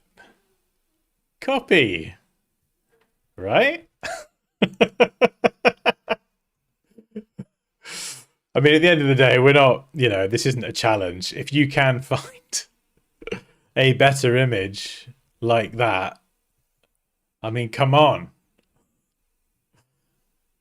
Then obviously make sure you've got usage rights for it. But hey, this is just for demonstrative purposes. Demonstrative? Demonstrative. I can talk. Oh dear. Like with this sort of photo manipulation stuff, there's like you can composite all sorts of difficult images together, and that's why I like the challenges we do for the competitions and stuff. But if you can find an image that is like a perfect crack and it fits the shape of exactly what you're trying to do, and Kerry, don't make any comment on the fact I just said perfect crack. It if you can find that perfect ice crack, then you're better off using that. In fact, a big part of making life easier and getting a better result is picking the right images, whether it's matching angles, if the direction of the lighting is more suitable from another image. Yeah, so we've got that in. We might be able to blend it.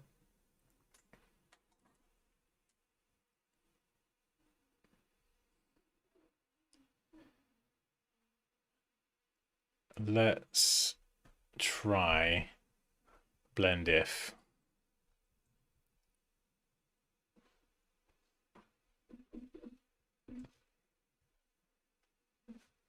That's a good Kerry. one. Be good, Kerry. I know you too well, Kerry. I was like, he's going to say something. Right, so we've adjusted that there, and then let's drop our flow value nice and low. Hide all of this feathering around the edge.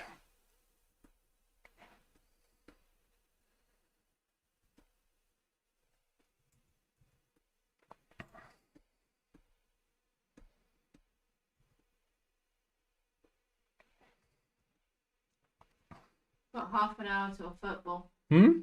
Oh, God, I always have to repeat myself. Got half an hour. I know. I've got heavy metal blasting in my ear. Every time you say something, I'm like... Yes, I'm acutely aware. I'm feeling the pressure. Good. Good, Dan. You suffer, Ginger.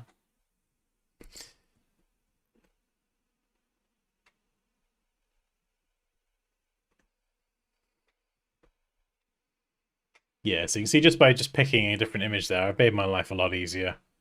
And now we could make that into New Lake. And then we'll just darken everything because it's a bit too lovely and fun. We need a bit more like despair and oh crap, we just crashed our rocket into a lake. And bringing the midtones down. You see there, boom, you get so much more realism. So we use the screen blending mode, which naturally makes things lighter, and then we can just drop the midtones on the whole thing. And we've got some little oddities over here that we can go in and fix.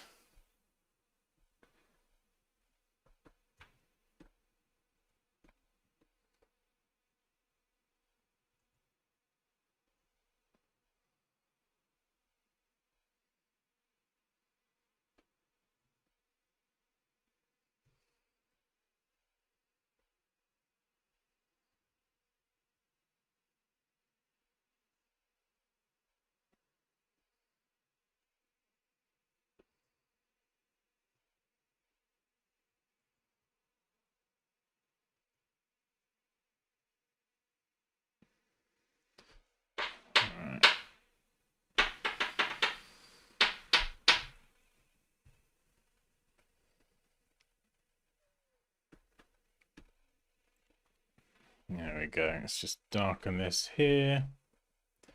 Again, we're just adding in shadows around the cliffs where the light isn't reaching.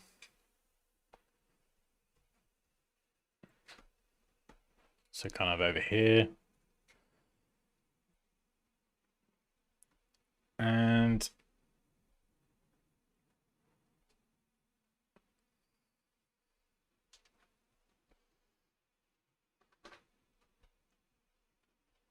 okay, there's another curves level in play. So sometimes you can end up with doubling up of layers. I think for this, we're just gonna, again, actually, no, we don't need to desaturate the lake. Let's try vibrance. Real simple layer. And we can just take some of the punch out of the blue. So you still get the color in there. We're just dialing it down.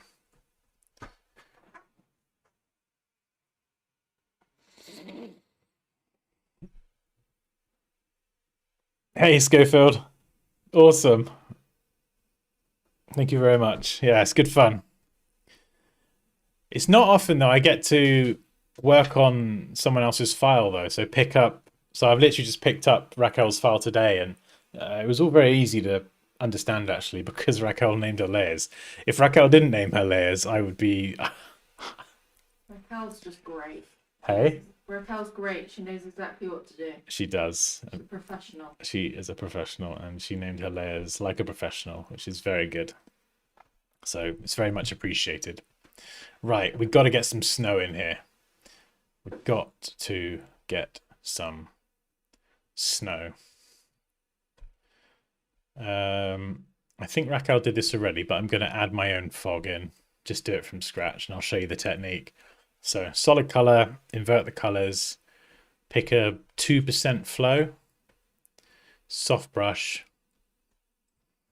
and we're going to do 2 rounds of this. We're going to do fog in the background and then fog in front. So we'll duplicate this. We'll start with the background. Got to send it all the way to the bottom. So what are we doing down? Above the penguins. Yeah, Moon's taking care of itself. So soft brush, 2% on the flow. And we're just going to brush in. So we're just going to do this randomly, just left to right, thin brushes, thick brushes, just like mist, bits of fog. We're going to over brush these areas here in the distance because they're extra foggy. Closer to the foreground, less so. It's brushy, brushy, brush. There we go. Drama. So, we've got to get the house in there as well. So we've got to move this up.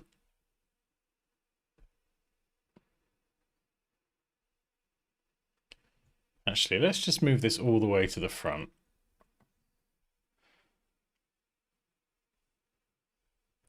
Okay, I don't want to affect Big Ben because I want to do that separately because it's the focal point. So I need to get, where's the car? Car, house, and the dinosaur. They need to go underneath that. So we're just reordering things. You see there? So the house is now being affected by the fog. So all of the environmental stuff, if I turn it off and on, you can see the difference. Drama. And then we're going to do a bit here. Probably just going to clip this to Big Ben.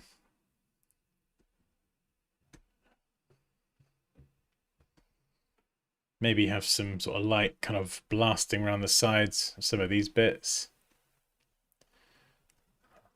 Just back and forwards, wishy, wishy, swishy. Not too much, because if you go in too heavy-handed, you can end up doing this. So I'm kind of doing it in conjunction with the background one. So yeah, maybe 5%. And you could do this with cloud brushes as well. We could even do some light down the sides. Yeah, you don't want to go too heavy on that. And you see the difference both these make? Come from that to that. So it's just feeling like we're in the environment a bit more. And then we could go and add some snow. Have I got snow? Are you a good snow brush? Yeah, I think so. Right, so we're going to do some medium particles. Just cover the whole screen. So we'll go medium snow. And then we'll do another layer. This is going to be small snow.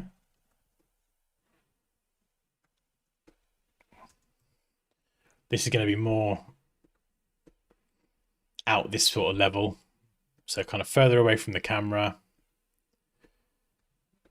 Just wishing backwards and forwards randomly. Some areas build it up a bit more.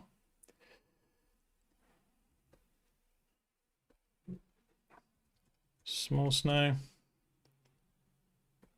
And then what we could do is we could have some really close up to the camera and use this sparingly.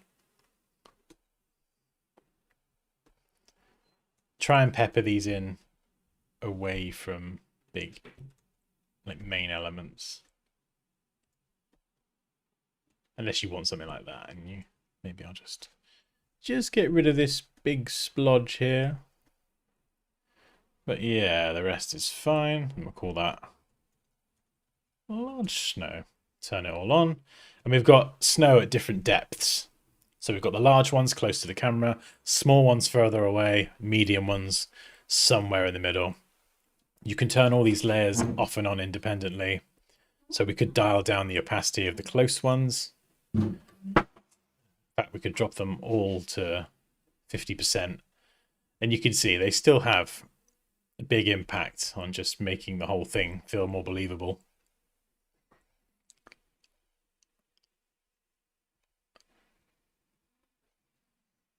I feel like this is still too blue.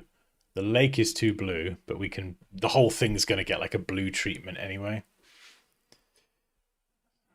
So let's drop the vibrance even more.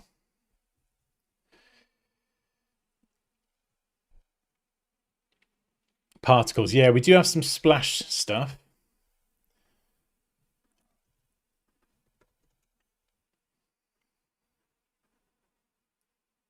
Is that smoke, wasn't it? Yeah. Forgetting what all my layers are now. Rust, smoke. We've got the lights.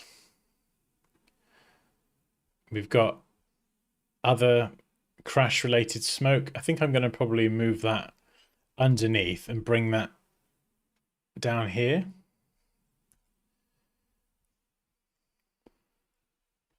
Splashes. These are kind of outdated now because I've changed the ice. So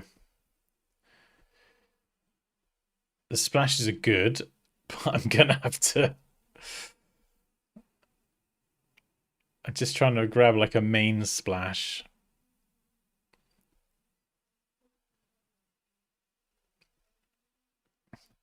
I need the hero splash. That's the one I want.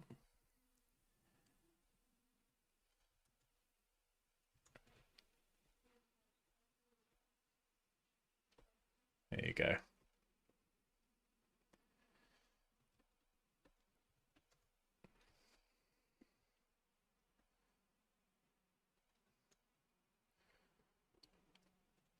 So again, this is just thinking about the whole thing from a realistic point of view. There's going to be a splash on the impact. You can use different splashes just to get a bit more randomization so it doesn't feel copy pasted.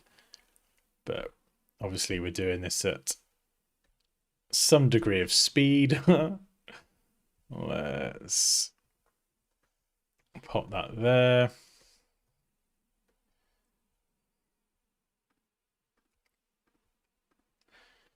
And yeah, we're going to follow around the ice a bit more. So again, we're not just having like a flat bottom.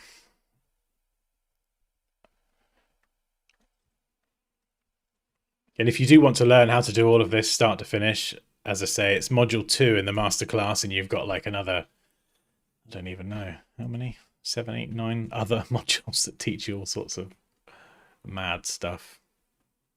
I think the best thing about it, if you are considering the masterclass, the best thing is that you'll have a go at it, and naturally you'll get a lot of stuff right, and then you will make various mistakes, or there'll be things that you can improve, and then that's where, you know, that support from me will come into play, because you can send what you've done to me, and, you know, there's a good chance that I'll be able to go, oh yeah, this is good, but improve this or work on this, and I can kind of point you in the direction on where to focus your efforts to kind of just tighten everything up.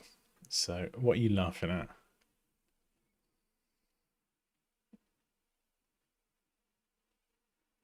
What are you giggling at? Watching old videos. Oh, I thought as soon as I hear you giggling, my immediate thought is what's Kerry said, what someone said. Sorry, I'm sure we Kerry. said something funny, but Hmm? uh, Snow brush using, can you manipulate it so you can turn the brush different directions? Yes. Dan, we need to go in 5 minutes. Excellent. Yes, you can rotate the brush. So if you grab it, you can use the left and right arrow keys. Hold shift, I would, it rotates faster. So that's a good point. You can rotate the snow brush as well, and a lot of other brushes to create that randomization. I don't know what this splodge of red is. Is it the light? Yeah, okay. Let's get rid of you. I don't think you're meant to be there. Light lines. Okay, so what I'm going to do here is very quickly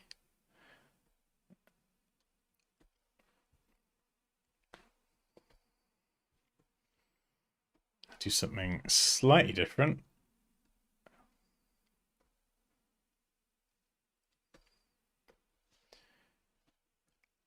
Is brush these in with whites. We'll go for like a sort of neon-y vibe, see how this looks. Blending options, outer glow, boosh, crank it up, red. Bump the spread, drop this down, nice. Can't do another outer glow, but we can do a drop shadow and use that instead, which we're going to do because we're cheeky. Distance down, spread up. Change that to, let's have a look. Oh.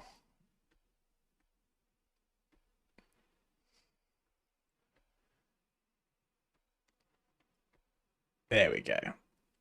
Nice soft. Just fine tune that and we get a nice, yeah, it's just playing around with some of these settings. Adjusting opacity, spread, size, nice.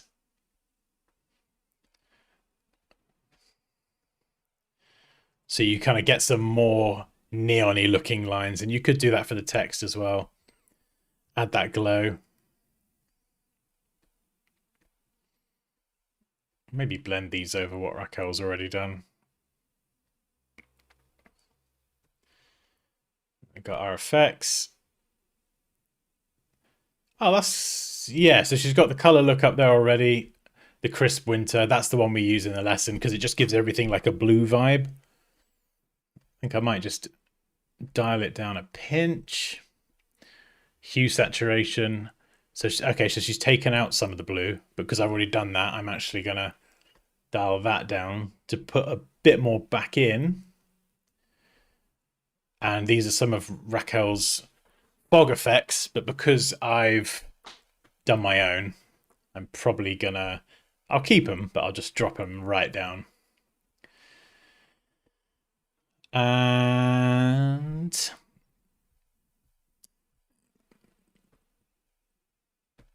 yeah, maybe the fog in the background just a little bit too much. Wherever it is. Is it that one? Yeah. So let's just drop that down. So again, we're just rebalancing. We're going backwards and forwards. And honestly, there's still so much more I would do to this. So I'd add some more splashes in. I would add some splashes against the rocks.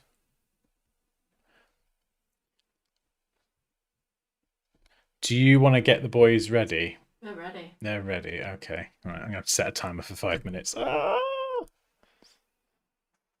My phone's dead. Poppy, please set a timer for 5 minutes or I'm never going to stop. I can't stop. Timer for 4 minutes. 4 minutes.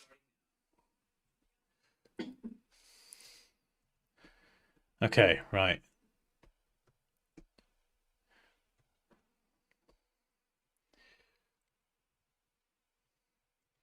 Yeah, so let's just try and make this feel less copy paste. Maybe we could drop the opacity a little bit. You've got to be careful doing it sometimes. Just maybe something like that. And we'll make it more blue. Oh, come on, Photoshop. My computer's like dying. It hates me right now.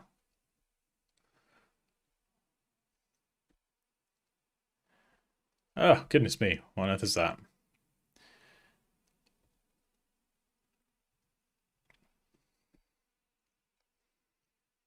Mass distortion here.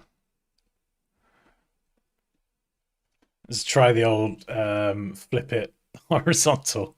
No one will know. Maybe we could join them together actually, and it will look like a unique thing. And then, of course, we could add some of these back in here.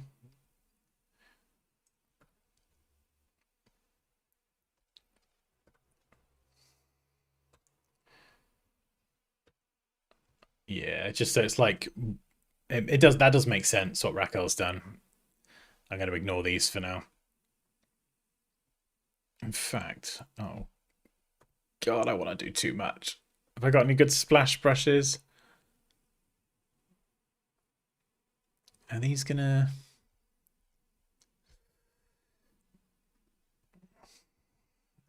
I don't know. Yeah, you do want to go around the edge. Almost have the water splashing up against the rocks. So this is where you'd rotate the brushes like that, Kerry. And then maybe just add some splashes.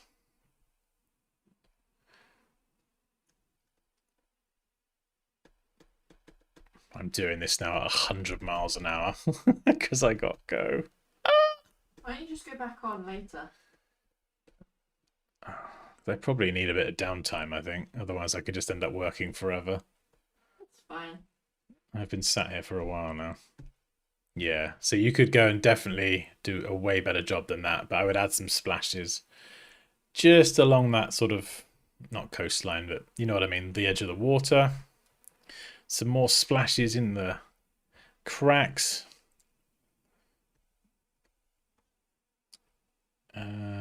Got splashes, copy, merged, paste, and we're going to call it final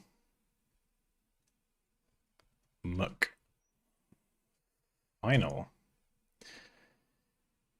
We're so close, Kerry. Smart object.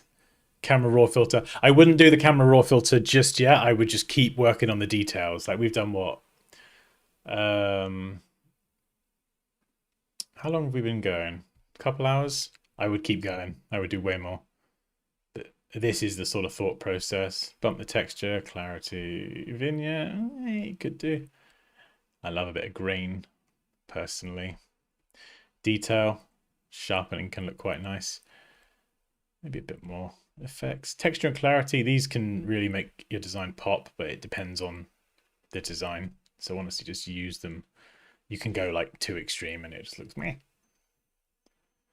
Timer. And then temperature, why not? Seeing as it's snowy, make it a bit colder. And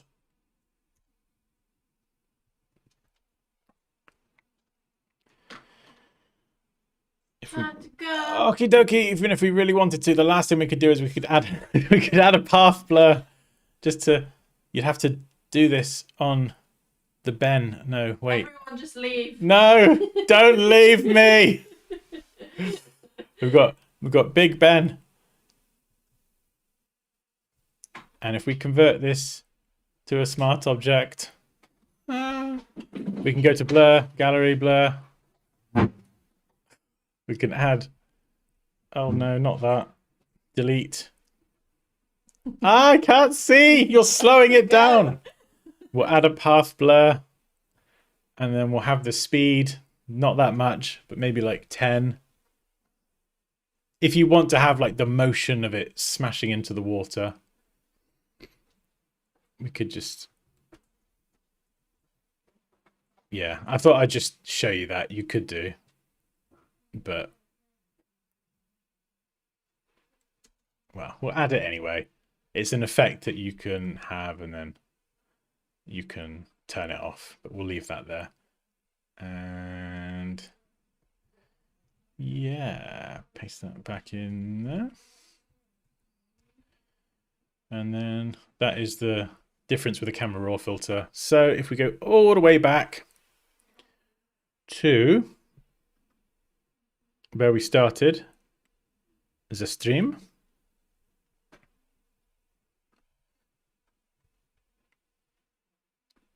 So this is where we started, and Raquel got to the module before the last one, which is called Refining the Details. That lesson goes through some of the details, but obviously refine, refine, refine.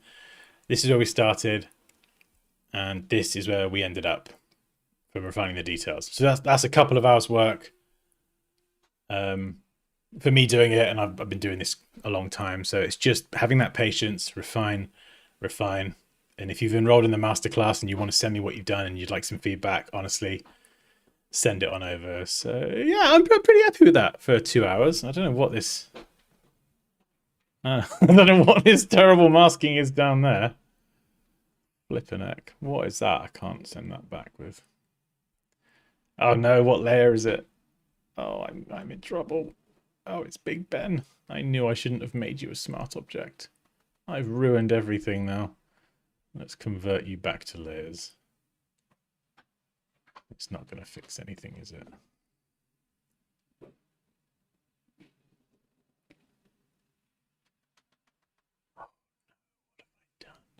What have I done? I've broke Big Ben. Okay, let's undo a few times and see if I can undo the mess that I've created. What the heck have I done? There we go. No. I don't know what I've done.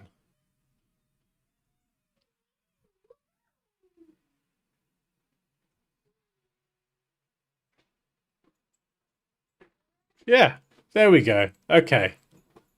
I screwed something up. All right, bye. Oh no, I'm still in my pajamas. Oh, good Lord. So yeah, there's the before. There's the after now fixed. So if you do want to have a go at this yourself and just learn basically the best of what I can teach with Photoshop, there is a link to check out the course. This is module 2 as well. Oh, goodness me. Poppy's put a hex on you. Yeah, no, we do have to go.